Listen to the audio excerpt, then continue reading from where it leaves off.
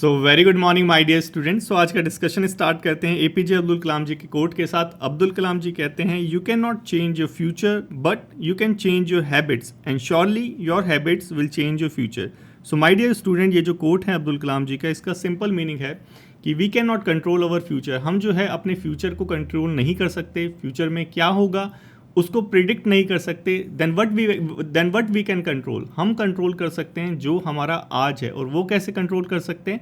Through our habits, कि अगर आज की हमारी हैबिट जो है वो सही होगी तो आज हमारा सही होगा, अगर आज हमारा सही होगा तो जो हमारा फ्यूचर है वो सही होगा। तो ये जो कोट है कहीं ना कहीं ये जो एडिटोरियल है इसके कोर आइडिया को रिफ्लेक्ट करता है कि अगर हम एविडेंस बेस्ड जो हमारी प्लानिंग है वो करें तो हम ग्रास रूट लेवल की जो प्रॉब्लम्स है उसको सॉल्व कर सकते हैं। तो हमें क्या करना है, सिर्फ अपनी हैबिट्स को, वो क्या है हैबिट्स, डेटा ड्रिवन हैबिट्स जो है उसको अडॉप्ट करके हम ग्रास रूट लेवल्स की जो, या कह लीजिए पंचायती राज सिस्टम के अंदर जो प्रॉब्लम है उसको सॉल्व कर सकते हैं। तो आई होप आपको कोड का मीनिंग तो अच्छे से समझ आ गया होगा। अब डिस्कशन स्टार्ट करते हैं पंचायती राज के ऊपर। और इस डिस्कशन के अंदर हम देखेंगे कि हमारी इंडिया के अंदर डेटा एंड एविडेंस ड्रिवन जो पॉलिसीज़ होती है उसको इम्प्लीमेंट करने में क्या प्रॉब्लम है। देन हम देखेंगे कि लोकल डेटा यूजेज में हमें क्या जो है प्रॉब्लम फेस करने को मिलती है। देन हम देखेंगे panchayati advance index and then road ahead, कि हम आगे क्या कर सकते हैं, ये जो प्रॉब्लम है ग्रास रूट लेवल की डेटा ड्रिवन पॉलिसी वाली, उसको कैसे जो है हम सॉल्व कर सकते हैं। तो बेसिकली पंचायती राज से रिलेटेड हम ओवरऑल सारी चीज़ों को डिस्कस करेंगे। डिस्कशन स्टार्ट करते हैं अपने एम के साथ। हमारा एम है अपने नॉलेज पूल को बढ़ाना। Let's start our discussion. देखो, हमारी जो गवर्नमेंट है, स्पेशली जो हमारी इंडियन गवर्नमेंट है, ये बहुत बातें करती है कि डेटा और एविडेंस ड्रिवन जो डिसीजन मेकिंग है वो बेटर हो रही है डे बाय डे, लेकिन ऐसा कुछ जो है इफेक्टिवली हो नहीं रहा। क्यों नहीं हो रहा? क्योंकि अगर हम देखें हमारा सेंसस, जो कि लास्ट सेंसस हमारा हुआ था 2010 के अंदर, और 2010 के बाद जो है 15 साल हो चुके हैं और हमारा सेंसस नहीं हुआ है। तो ये जो डिले है, कहीं ना कहीं इस डिले की वजह से जो डेटा और एविडेंस बेस्ड जो प्लानिंग की हम बातें करते हैं वो कहीं ना कहीं डिले हो रही है। अब इसी की वजह से कि ओवरऑल जो ट्रेंड जो चेंज हो रहा है ओवर द टाइम, 15 ईयर हो चुके हैं। अब ये जो ट्रेंड जो चेंज हुआ है इसमें क्या क्या चेंज हुआ है उसको हम ट्रेस नहीं कर पा रहे, क्योंकि ओवरऑल जो वो होती है डेटा ड्रिवन जो पॉलिसीज़ होती हैं वो सेंसस पे बेस्ड होती है और हमारा सेंसस हो नहीं रहा है। गवर्नमेंट की वेबसाइट्स हैं लाइक data.gov.in जो डेटा को शेयर करती हैं। ये पार्ट है किसका, national data sharing accessibility policy, लेकिन जो डेटा है वही हमारा गायब है। क्यों? सेंसस नहीं हुआ। अब यहाँ पे बताते हैं कि जो डेटा है, जो वेबसाइट्स वगैरह पे, गवर्नमेंट की वेबसाइट्स पे जो डेटा होता है वो बहुत ही टेक्निकल लैंग्वेज में लिखा होता है, तो उसको समझना kind of is a very difficult task, वो समझ नहीं आता। तो इसकी वजह से क्या है कि बहुत ज़्यादा प्रॉब्लम होती है, और जो डिसीजन मेकिंग होनी चाहिए डेटा बेस्ड, वो डेटा बेस्ड ना होके पर्सनल एक्सपीरियंस बेस होती है। स्पेशली अगर बात करें तो ग्रास रूट लेवल पे यहाँ पे मिनिस्ट्रीज़ और सीनियर ऑफिसर्स की भी बात कर रखी है कि वो भी पर्सनल एक्सपीरियंस बेस जो है डिसीजन मेकिंग करते हैं, क्योंकि डेटा को समझना थोड़ा सा टेक्निकल होता है और वो बहुत ज़्यादा डिफिकल्ट है। तो हमारी इंडिया के अंदर देखा जाए तो एविडेंस बेस्ड जो डिसीजन मेकिंग होती है उसमें क्या क्या प्रॉब्लम है, वो बेसिकली एक है कि हमारा जो है सेंसस नहीं हुआ है, तो हम पे डेटा नहीं है अपडेटेड, और जो डेटा है उसको अंडरस्टैंड करने में हमें टेक्निकलिटीज़ वाली प्रॉब्लम जो है वो फेस करनी पड़ती है, जिसकी वजह से हमारे जो ब्यूरोक्रेट्स हैं या कह लीजिए हमारी मिनिस्ट्री है वो पर्सनल एक्सपीरियंस बेस्ड जो है डिसीजन मेकिंग करती है, ना कि डेटा बेस्ड। तो सिंपल चीज़ हमें समझ आ गई कि क्या प्रॉब्लम है। नेक्स्ट अगर आगे बढ़ते हैं तो यहाँ पे पता चलता है कि लोकल लेवल पे भी जो डेटा यूजेज में जो प्रॉब्लम आती है वो क्या क्या है। तो यहाँ पे देखते हैं कि लोकल लेवल पे भी जो डेटा है वो कलेक्ट होता है, लेकिन वो प्रॉपरली यूज़ नहीं हो पाता जो लोकल लीडर्स होते हैं उनके द्वारा। ऑनलाइन पोर्टल भी हैं हमारे पास, लेकिन ये जो ऑनलाइन पोर्टल है ये सिर्फ जो टॉप ऑफिशियल्स हैं उनकी डिमांड को कैटर करने के लिए, ये कह लीजिए कि उनकी जो डिमांड है उसको पूर्ति करने के लिए बनाया गया है, लेकिन जो पंचायत मेंबर्स हैं उनके अकॉर्डिंग ये जो पोर्टल है नहीं बनाया गया है। तो रिजल्ट क्या निकलता है? इसका रिजल्ट निकलता है कि जो एक ये जो डेटा ड्रिवन जो पॉलिसीज़ होती है उसके बेस पे जो है नेशनल लेवल की जो पिक्चर है वो तो क्रिएट हो जाती है, लेकिन लोकल लेवल पे क्या चल रहा है ये क्लियर नहीं हो पाता। सो यहाँ पे रिकमेंडेशन दे रखी है कि सिंपल चीज़ कि फर्स्ट में भी हमने देखा था कि जो डेटा है बहुत टेक्निकल होता है, समझने में प्रॉब्लम आती है।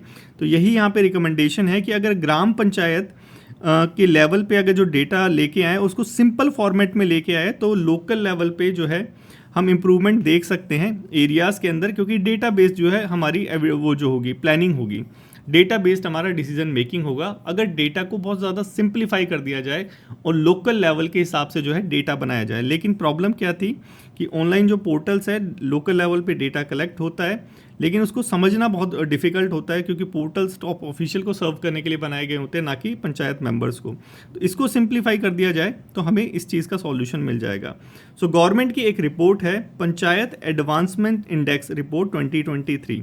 ये जो रिपोर्ट है बेसिकली ये मिनिस्ट्री ऑफ पंचायती राज के द्वारा निकाली जाती है। इसके अंदर बेसिकली ग्राम पंचायत लेवल पे क्या क्या प्रोग्रेस हो रही है उसको मेज़र करा जाता है। 435 इंडिकेटर्स हैं और ये जो इंडिकेटर्स हैं ये भी थीम बेस्ड है, और ये जो थीम बेस्ड है ये भी हमारे SDG जो हमारा सस्टेनेबल डेवलपमेंट गोल है उसके आधार पे हैं। देखा जाए कि ये जो हमारा इंडेक्स है ये काफ़ी यूज़फुल होता है, डेटा काफ़ी ज़्यादा कलेक्ट किया जाता है। 2.16 लाख जो हमारे ग्राम पंचायत हैं उनका डेटा कलेक्ट किया जाता है। कुछ यहाँ पे टेक्निकलिटीज़ या कह लीजिए कुछ यहाँ पे जो है कमियाँ भी हैं, जैसे उत्तर प्रदेश के अंदर जो है 40% ओनली जो पंचायत हैं उनका ही डेटा कलेक्ट किया जाता है, बट भी फिर भी ये मोरलेस जो हमारा पंचायत एडवांस इंडेक्स है PAI जो रिपोर्ट है वो काफ़ी यूज़फुल है।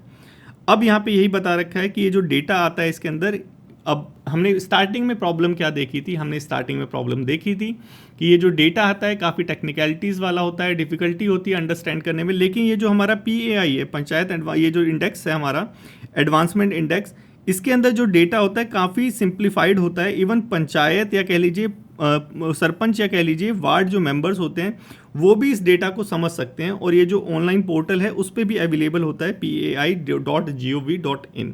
तो इस पे MP और MLAs जो हैं जाके यहाँ से डेटा भी कैप्चर कर सकते हैं और उसके बेस्ड पे जो है लोकल जो है एक्शन ले सकते हैं। तो ये सारी चीज़ यहाँ पे बता रखी है। तो जो PAI है पंचायत एडवांसमेंट जो इंडेक्स है ये काफ़ी यूज़फुल है ग्रास रूट लेवल पे एविडेंस बेस्ड डिसीजन मेकिंग करने के लिए, डेटा बेस्ड डिसीजन मेकिंग करने के लिए। अब नेक्स्ट देखते हैं ये जो हमारा PAI है पंचायत एडवांसमेंट जो इंडेक्स है ये सिर्फ डेटा ही कलेक्ट नहीं करता, लेकिन जो हम उससे रिजल्ट निकले हैं उसको भी रिफ्लेक्ट करता है। तो यहाँ पे यही बता रखा है कि ये जिसका डेटा है ये एक्चुअल रिजल्ट रिफ्लेक्ट करता है कि जो पंचायत है उसकी हेल्थ कैसी चल रही है। उसके अंदर अगर डेटा है हमारे पास, रिजल्ट शो कर रहा है, तो then we can find out कि गैप क्या क्या है, लाइक पुअर हेल्थ फैसिलिटी है या फिर कुछ चीज़ है, तो उसके अकॉर्डिंग हम एक्शन भी ले सकते हैं। तो देखा जाए तो ये जो डेटा है ये डेटा हमें रिजल्ट बताता है कि फाइनली जो पंचायत है उसकी हेल्थ क्या चल रही है, और उसकी हेल्थ के हिसाब से जो है अगर उसमें कुछ गैप दिखाई देता है तो उसमें हम एक्शन भी ले सकते हैं। तो काफ़ी ज़्यादा यूज़फुल है। पीपल हो गए, लोग हो गए, वहाँ के ग्रुप्स हो गए, इनको इंक्लूड करता है, उनको इन्वॉल्व करता है। तो कहीं ना कहीं देखा जाए ग्रास रूट लेवल पे पीपल पार्टिसिपेशन भी ये चीज़ करता है। टीम वर्क को प्रमोट करता है, बेसिकली टीम वर्क को प्रमोट करेगा ही करेगा, क्योंकि डेटा जो है इसका काफ़ी सिंप्लीफाइड लैंग्वेज में सरपंच या वार्ड मेंबर्स भी इसको समझ सकते हैं, गैप को आइडेंटिफाई करते हैं, देन टीम वर्क के साथ मिलके उस गैप को फिल भी कर सकता है।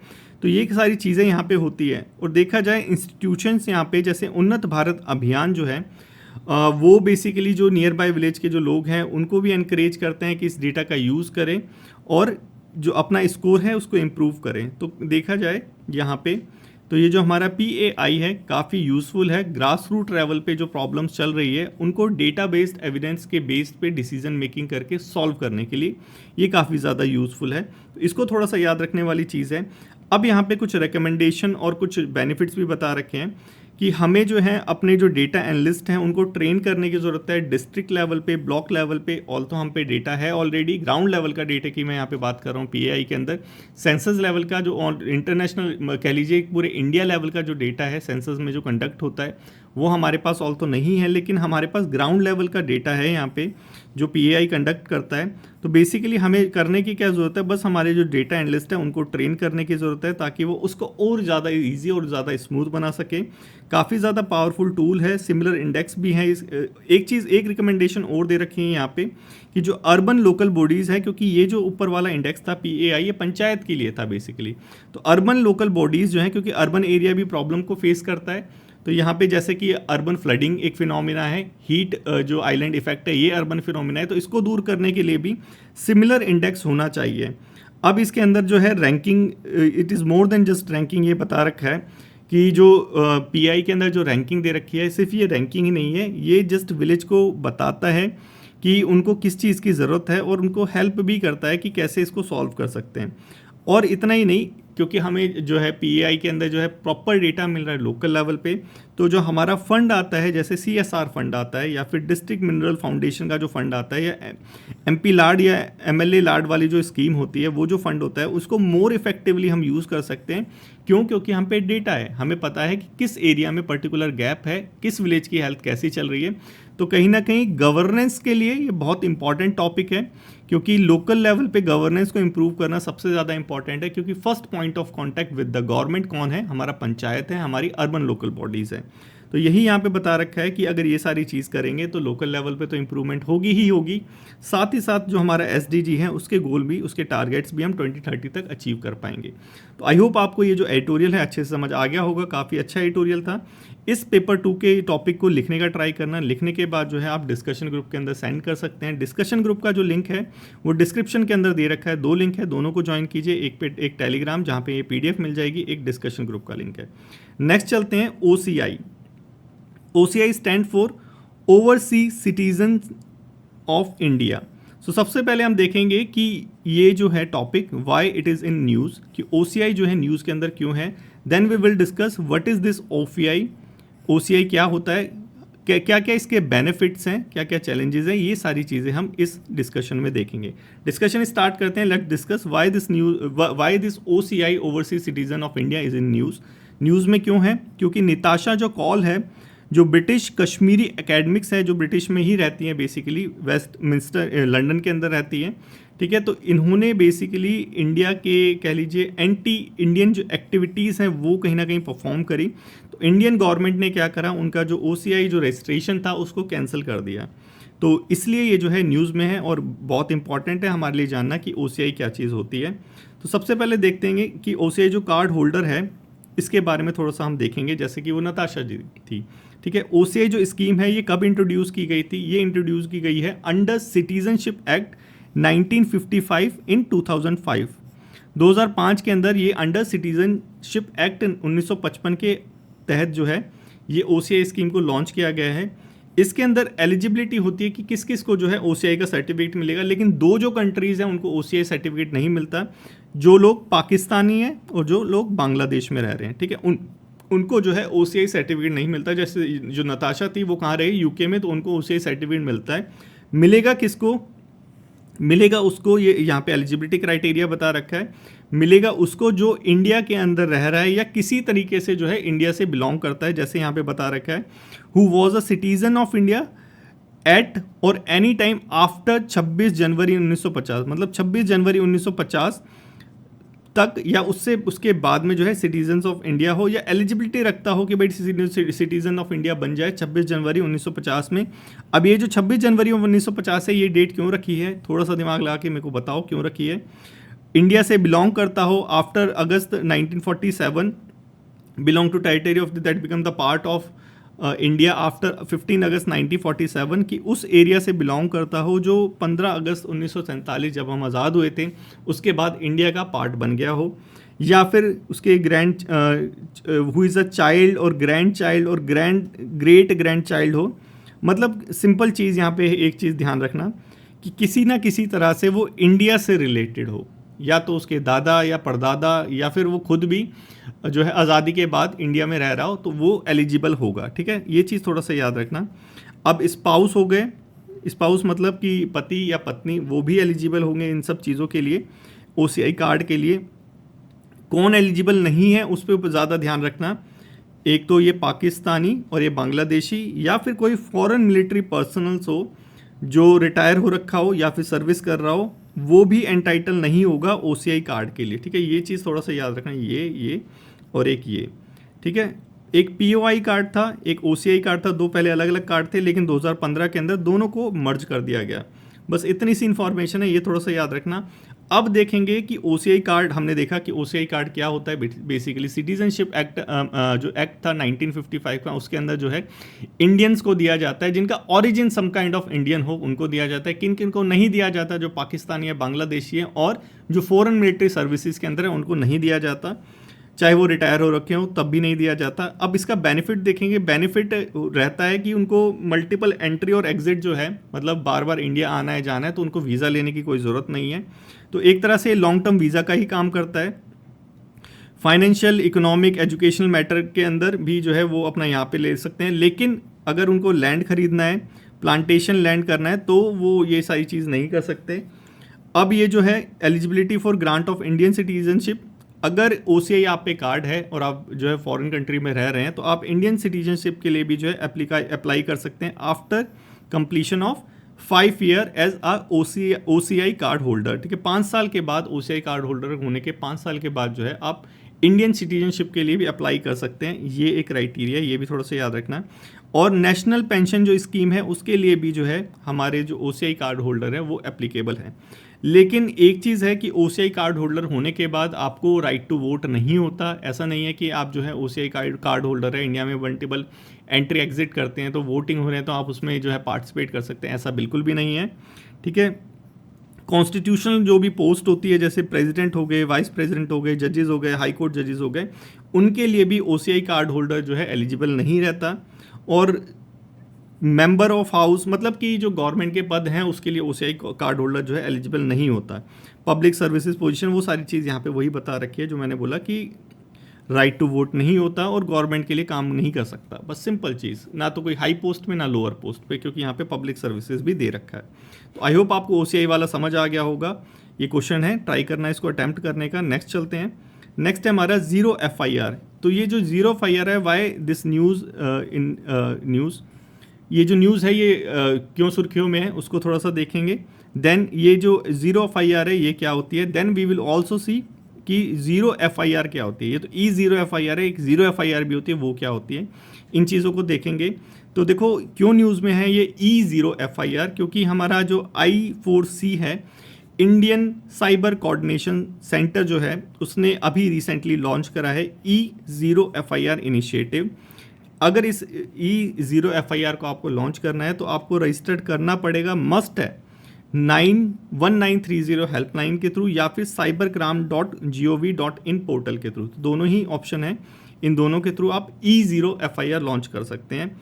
इसने अपने अंदर मिला लिया है किसको, I4Cs के NCRP को, और दिल्ली पुलिस का भी EFIR था उसको, और CCTN का ये जो है हमारा नेशनल क्राइम रिकॉर्ड ब्यूरोज, ये CCTN, इस तीनों को इसके अंदर इंक्लूड कर लिया है E0 FIR ने। तो इतनी चीज़ आपको पता होनी चाहिए, ये करंट में है, न्यूज़ के अंदर है।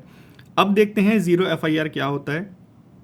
देखो ज़ीरो FIR क्या होता है कि लेट्स से आपके साथ जो है कुछ क्राइम हुआ है, आप लेट्स से घूमने गए थे, आप गए हैं मध्य प्रदेश। ठीक है, मध्य प्रदेश जाके वहाँ पे कुछ आपके साथ जो है कुछ क्राइम हो गया, लेट्स से कि आपका पॉकेट चोरी हो गया, सिंपल चीज़। ठीक है, तो अब आप जो है मध्य प्रदेश में आपकी ट्रेन है, आप घर आ गए, घर आने के बाद आप दिल्ली में अगर FIR लॉन्च करना चाहते हैं तो भी FIR लॉन्च कर सकते हैं। यही कॉन्सेप्ट है E0 FIR का।